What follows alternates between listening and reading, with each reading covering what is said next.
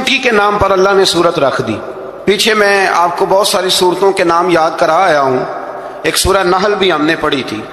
تو اللہ تبارک و تعالیٰ نے اس سورت میں قرآن کریم کی حقانیت، مومنین کی صفات، مختلف انبیاء کے احوال، اللہ تعالیٰ کی توحید پر دلائل، قیامت کی ہولناکیاں اور حیات بعد الموت کا ذکر فرمایا.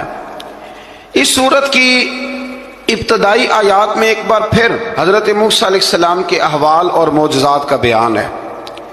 آیت نمبر 16 سے سلیمان علیہ السلام کا ذکر ہے. وہ داؤد علیہ السلام کے وارث تھے، بیٹے تھے، اور انہیں پرندوں کی بولیاں سکھائی گئیں. جنات اور انسانوں کے لشکر کا ایک فوجی ڈسپلن کے ساتھ ان کے پاس حاضر رہتے تھے. وہ جو ان کا لشکر تھا نا، اس میں انسان بھی تھے، جن بھی تھے، اور اس کے اندر پرندے بھی تھے.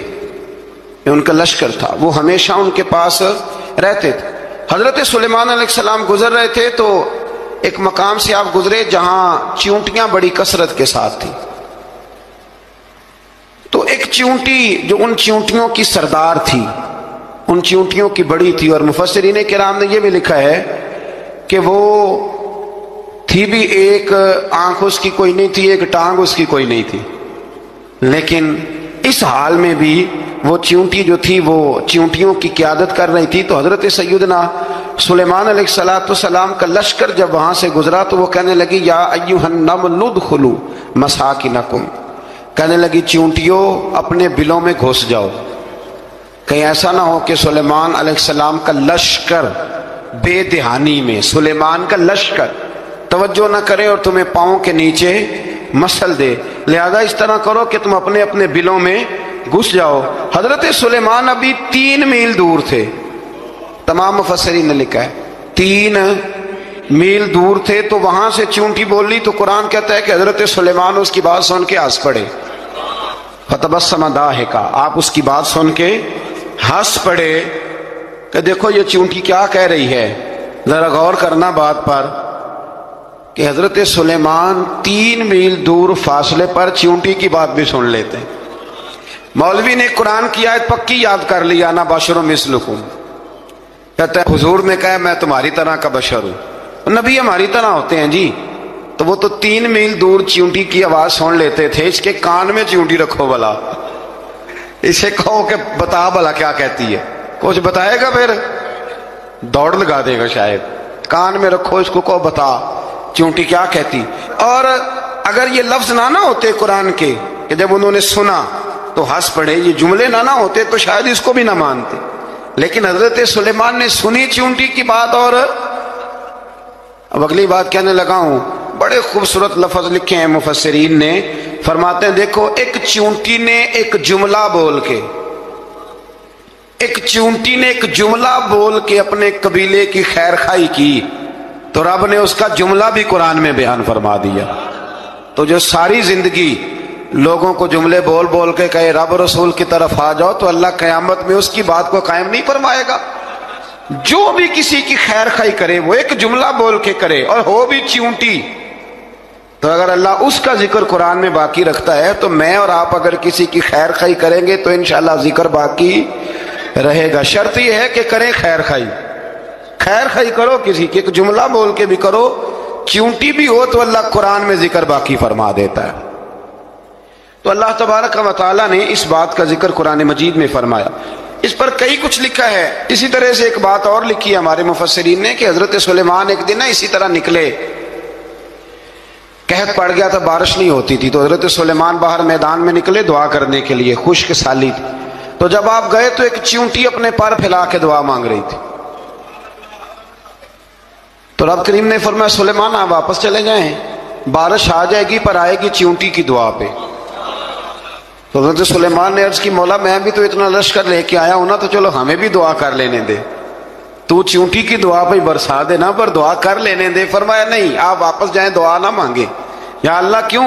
فرمایا چیونٹی کا دل ٹوٹ جائے گا، وہ تو کہے گی کہ یہ سلیمان کی لشکر دعا پہ پھر بارش آئی ہے. تو آپ نہ کریں تاکہ اس کے دل میں یہ بات رہے کہ نہیں میرے رب نے میری دعا پہ بارش فرمائی ہے.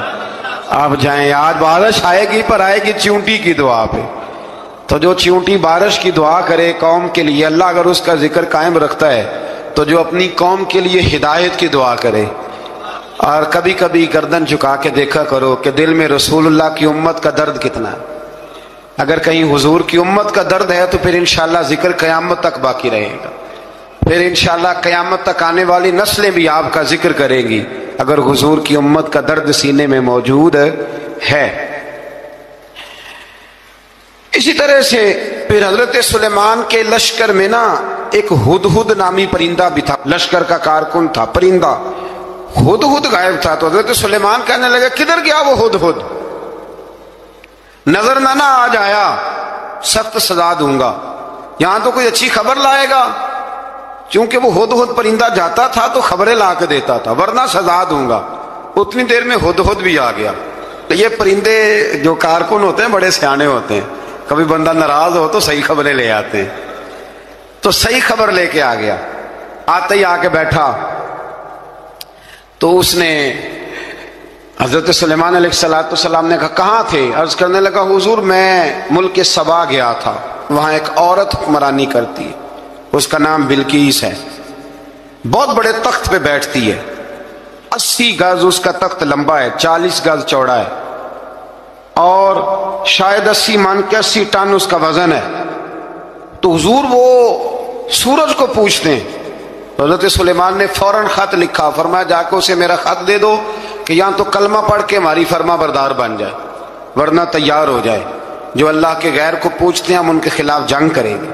وہ جب لے کے گئے نا خط، یہ حدود گیا تو وہ میٹنگ کر رہی تھی، اس کے وزیر مشیر سارے بیٹھے تھے، اس نے جا کے خط پھینک دیا ملکہ بلقیس کی جھولی میں۔ اس نے خط پڑھا تو ڈر گئی، وزیروں کو بلایا۔ حضرت سلیمان، قرآن کہتا ہے حضرت سلیمان نے کہا تھا خط پھینک کے نا تو سائڈ پہ ہو کے سننا وہ کیا کہتا۔ بندوں کے لیے منع ہے، پرندوں کے لیے جائز ہے۔ بندوں کے لیے منع ہے سائڈ پہ ہو کے سننا، ہاں جس کی جاسوسی کی ڈیوٹی ہو، کفر کی جاسوسی کی، اس بندے کے لیے بھی جائز ہے۔ تو یہاں ایک تو وہ پرندے تھے، دوسرا کفر کی جاسوسی کر رہے تھے، سائڈ پہ ہو کے سننے لگے۔ تو ملکہ بلقیس کہنے لگی اب کیا کرنا ہے، یہ خط آیا ہے۔ تو وہ کہنے لگے ہم تیار ہیں، آپ حکم کریں، ہم لڑنے کو تیار ہیں، لڑیں گے۔ وہ کہنے لگی نہیں تیزی نہ دکھاؤ، قرآن مجید کہتا ہے کہ وہ کہنے لگی جب لڑائیاں ہوتی ہیں تو شہر تباہ ہوتے ہیں، ملک کھنڈر بن جاتے ہیں، لڑائی مسئلے کا حل نہیں ہے۔ انہوں نے کہا کہ میں نبی ہوں، تو ایک دفعہ آزما لیتے ہیں کہ نبی ہیں کہ نہیں، معاذ اللہ آزما لیتے ہیں۔ کہا کیسے؟ کہنے لگی تحفے تحائے بھیجتے ہیں، اگر مال پر دل للچا گیا تو پھر نبی نہیں بادشاہ ہے، اور اگر مال پر دل للچایا نہ تو پھر اللہ کے کامل بندے۔ یہ فرق اس نے اس وقت بیان کیا۔ اس نے 500 کنیزیں، 500 غلام، بڑے شاندار لباس پہنا کے، 500 گھوڑا بڑا تگڑا، اس کے اوپر مال و اسباب رکھ کے تیاری کرا کے حضرت سلیمان کی طرف بھیجا۔ ہدہد پہلے سے خبر لے کے آ گیا، حضور اس نے یہ پروگرام بنایا ہے۔ وہ جب آیا سارا کچھ تو حضرت سلیمان دیکھ کے جلال میں آ گئے، فرمانے لگے اسے جا کے کہہ دو تو مجھے کیا تحفے بھیجے گی، میرے رب نے مجھے مالا مال فرمایا ہوا ہے، انہیں مالا مال کیا میرے مالک نے، جا اسے جا کے کہہ تو کیا تحفے دے گی۔ جب رب دیتا ہے تو پھر کوئی کمی نہ وہ نہیں چھوڑتا۔ بندے کیا دے سکتے ہیں، بندے تو بیچارے 10 دے کے تو 10 دن ان کی آنکھیں نہیں کھلتی۔ فرمایا مجھے اللہ نے جو دیا ہے کیا بات ہے اس کے دینے کی، تو فرمایا اسے کہو یا فرما بردار ہو کے آ جائے یا جنگ کے لیے تیار ہو جائے، ہم اسے اس کے شہر سے ذلیل کر کے نکال دیں گے۔ اس نے جا کے جب پیغام دیا تو اور ان لوگوں نے بھی آ کے بتایا کہ وہاں تو ہم عجیب منظر دیکھ کے آئے ہیں کہ جانور بھی ہاتھ باندھے کھڑے ہیں، وہاں تو جنات، سرکش جنات کھڑے ہیں، وہ بادشاہ نہیں وہ نبی ہیں، وہ جو 500 غلام اور 500 کنیزیں گئی تھی حوال سنایا آ کے۔ تو ملکہ بلقیس نے پھر خط لکھا کہ میں فرما بردار ہو کے آ رہی ہوں، مانا کیا ہے میں کلمہ پڑھنے کے لیے آ رہی ہوں۔ تو حضرت سلیمان نے کہا بھئی اب اس طرح کرو، ذرا فرش بچھاؤ۔ انہوں نے فرش بچھایا، اس طرح کا کہ اوپر فرش تھا، نیچے مچھلیاں تیر رہی تھیں، لگ رہا تھا دریا ہے، ڈیوٹی لگا دی، جنات نے بچھا دیا۔ ادھر حضرت سیدنا سلیمان فرمانے لگے اب چونکہ مان کے آ رہی ہے تو اسے اپنی نبوت کی علامتیں بھی دکھانی ہیں۔ اس نے تخت بڑا شاندار بنوایا تھا، اور خواتین میں جو عادتیں خواتین والی ہوتی ہیں وہ جاتی نہیں، وہ 7 کمروں میں نا پیچھے اپنا تخت رکھ کے تو 7 دروازے بند کر کے آئی۔ اس زمانے میں ایک رواج تھا، وہ زلیخا نے بھی 7 دروازے مکفل کے، ایک رواج تھا۔ ایک کمرہ، پھر کمرے کے پیچھے کمرہ، پھر اس کے پیچھے کمرہ، پھر اس کے پیچھے کمرہ، اور اس کو بڑے موٹے تالے لگائے جاتے تھے، اور فلسفہ یہ تھا کہ ایک تالا توڑے گا کوئی تو جب تک سپاہی آ جائیں گے، اور اگر اس کے توڑنے تک نہ آئے تو دوسرے کے توڑنے تک آ جائیں گے، اور اس کے توڑنے تک نہ آئے تو ساتویں تک تو آئے جائیں گے۔ یہ ان لوگوں کا نفسیاتی معاملہ تھا، سوچ تھی۔ 7 کمروں میں مکفل کر کے وہ نکلی تو حضرت سلیمان علیہ السلام کہنے لگے بھئی مجھے اس کا تخت چاہیے اس کے آنے سے پہلے۔ اس کے آنے سے اس واقعے کی کیا ضرورت تھی قرآن پاک میں؟ یہ کیا حاجت تھی یہ تخت والی ساری بات قرآن نے کیوں بیان کی؟ پوچھیں آپ اپنے دل سے بھی اور انکار کرنے والے منکرین سے بھی، اس کی کیا ضرورت تھی؟ وہ جو کہتے ہیں جی ولی کی کرامت کی کیا ضرورت ہے، سیدھی سیدھی نماز پڑھو، روزہ رکھو، حج کرو، زکوٰۃ دو، تو پوچھو ان سے ایک سورت نمل کے اندر اس ساری تفصیل کی کیا ضرورت تھی؟ ختم ہو گئی جب وہ کلمہ جو پڑھ رہی ہے تو پھر اس سارے واقعے کو رب کیوں بیان فرماتا ہے؟ حضرت سیدنا سلیمان فرمانے لگے تخت چاہیے، اور چاہیے اس کے آنے سے پہلے۔ قال عفریت من الجن، جنوں میں سے ایک بہت بڑا جن بولا، کہنے لگا حضور آپ کا یہ تخت برخاست ہونے سے پہلے لے آؤں گا۔ یہ جو آپ میٹنگ کر رہے ہیں نا، یا آپ فیصلے ختم، کچھ نے لکھا صبح سے شام تک میٹنگ ہوتی ہے اور اس کو آنے میں پتہ نہیں کتنے دن لگیں گے، تو میں یہ برخاست ہونے سے پہلے، اور کچھ نے کہہ دیا آپ شرط کیوں لگاتے ہیں کہ صبح سے شام تک ہوتی؟ اس جن نے کہا دیا آپ 10 منٹ میں فارغ ہو جائیں، آپ فارغ ہوں گے تو تخت آ جائے گا۔ مفسرین نے لکھا ہے کہ جب قرآن کہتا ہے کہ اس نے کہا کہ آپ کے فارغ ہونے سے پہلے، تو اس کا مطلب ہے کہ جب آپ اٹھیں گے یہ جگہ خالی کر دیں گے تو تخت یہاں کیویں ہزاروں میل کا فاصلہ ہے آ جائے گا، پر ہوائی جہاز پہ کارگو کرا کے، جی DHL کے ذریعے کیسے آئے گا؟ وہ آئے گا تو بس آئے گا۔ تو حضرت سلیمان کی تو بادشاہت تھی نا زمانے پہ، فرمانے لگے نہیں نہیں تو لیٹ ہے، تو لیٹ ہے، تو ہمیں جانتا ہی نہیں ہے، تو سٹ تے پکھڑا کوار گندل، اسی اور بھی بوٹیاں جاننے ہاں، یہ تو لیٹ ہے، ابھی ہماری طاقت اس سے زیادہ ہے۔ بڑی کمال بات لکھی ہے لکھنے والوں نے۔ ایک مفسر نے لکھا ہے کہ ابھی حضرت سلیمان نے غلاموں سے منگوایا ہے، اپنی بات کوئی نہیں کی، یہ حال ہے ان کے غلاموں کا، تو سردار کا عالم کیا ہوگا؟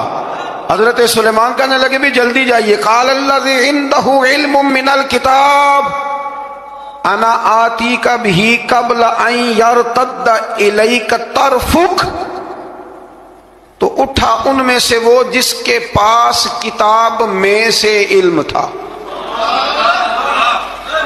ساری کتاب کا بھی نہیں، علم من الکتاب، کتاب، وہ اٹھے جن کے پاس کتاب میں سے علم تھا، تو وہ اٹھ کے کہنے لگے حضور میں لے آؤں گا، کب؟ آپ کے آنکھ جھپکنے سے نہیں، آنکھ جھپکنے سے، بندہ تھا جن تھا، جن کی تو بات مانی نہیں انہوں نے، کیا کہا؟ آنکھ جھپکنے سے، میں آنکھ جھپکنے سے پہلے لے آؤں گا۔ تو حضرت سلیمان کہنے لگے تو ٹھیک ہے چل لا، پھر لا، پھر آنکھ جھپکنے سے بڑے ہی نہیں، پھر غصہ نہیں آتا ان پہ، پھر غصہ نہیں آتا۔ میرے شیخ کامل، مرشد اکمل، شیخ بحر و بار، حضور غوث پاک جیلانی، حضرت غوث اعظم یوں کر کے شاگردوں کو، مریدوں کو سبق پڑھا رہے تھے، پڑھاتے پڑھاتے ہاتھ آگے کیا، اور جب ہاتھ واپس آیا تو بھیگ گیا تھا سارا۔ تو شاگرد کہنے لگے حضور یہ کیا ہے؟ فرمایا تمہیں نہیں سمجھ آئے گی، چھوڑو تمہارے والی بات نہیں، خاصاں دی گل آما آگے نہیں مناسب کرنی، رہنے دو تم۔ کچھ وقت گزرا تو کچھ لوگ آ گئے، ابھی کلاس ختم نہیں ہوئی تھی، کپڑے بھیگے ہوئے ہو، وہ شاگرد پہلے ہی منتظر تھے، کہا تمہیں کیا ہوا؟ کہنے لگے دریا میں جا رہے تھے، اچانک ہچکولیں آنے لگے، تو ہم نے کوئی کسی بے عمل کا بازو تو نہیں نہ تھاما، ہم غوث اعظم کے ماننے والے ہیں، تو دریا میں کہا یا شیخ عبد القادر جیلانی شیئا للہ، اللہ کے راستے میں مدد کرو، تو کہنے لگے بس ایک ہاتھ ہی آیا ہے، اور یوں کشتی کھینچ کے باہر نکالیا تو اب وہ شاگرد سارے چپ کر گئے، کہنے لگے جواب